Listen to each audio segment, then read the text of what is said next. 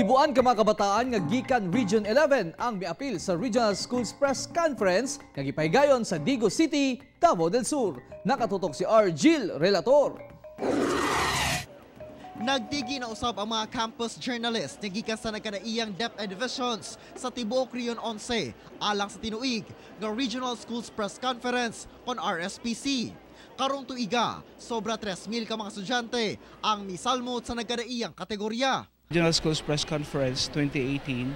Okay, this is a competition wherein ang output sa mga bata from the classroom.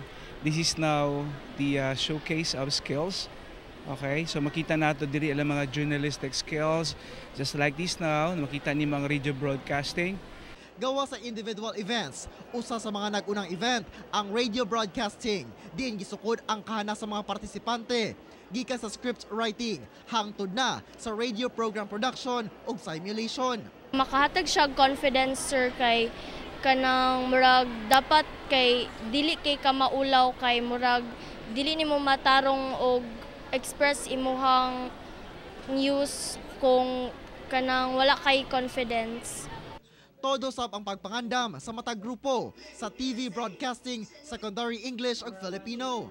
Ang preparation sa Davao del Sur inline sa RSPC 2018, nagkaroon po kami ng pagsasanay na 3 araw sa lahat ng mga RSPC qualifiers na ginanap sa Padada. Pagkatapos, ang mga radio broadcaster na qualifier ay nagkaroon pa rin sila ng karagdagang 3 araw doon sa Bansalan.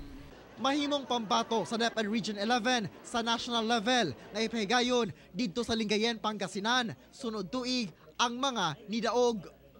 Ako si Argil Relator para sa One Mindanao.